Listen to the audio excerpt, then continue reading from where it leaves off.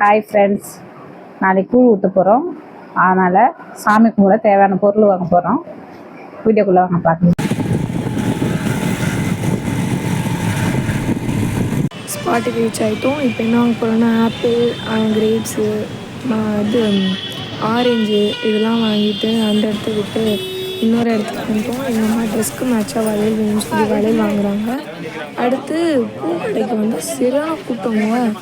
அப்புறம் தேவையான பூ வந்து சாமந்தி பூ, ரோஸு இதெல்லாம் வாங்கணும். அதனால் வாங்கிட்டுருக்கோம்.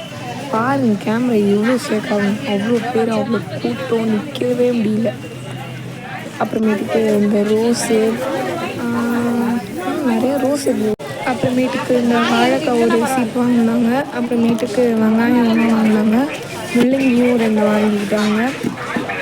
மார்க்கெட்டு சரியான கூட்டங்க. அடுத்து எங்கள் அம்மா அப்புறமேட்டுக்கு பில்லு போட்டுட்ருக்காங்க. எவ்வளோ கூட்டம் தெரியுமா, பில்லு போட்டு எடுத்து. அப்புறமேட்டுக்கு வீட்டுக்கு வந்து பூஜை சாமான்லாம் தேய்ச்சி அதில் வந்து எங்கள் அம்மா போட்டு வச்சிட்ருக்காங்க. குட்டியாக தொடச்சி பொட்டு வச்சு சாமிக்கு வைக்கிறதுக்காக ப்ரிப்பேர்ட் ஆகிட்டுருக்குது எல்லாம். அதுதான் அந்த வீடியோவில் பார்க்குறீங்க. அப்புறமேட்டுக்கு என்ன, வீட்டுக்கு வந்து நைட்டே கூழெல்லாம் கிண்டி, ஐயோ ஒரு பெரிய இதுவாகவே ஆயிடுச்சு. கூழ் கிண்டி அதுக்கப்புறமேட்டுக்கு இந்த கருவாட்டு குழம்பு பெருசாக சட்டியில் வச்சுருக்கோம்.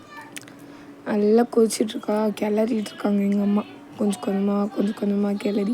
இதோட ரெசிபி வந்து நான் தனியாக போட்டிருக்கேங்க. போய் லாங் வீடியோவில் ஃபுல்லாக பாருங்கள், ஓகேங்களா?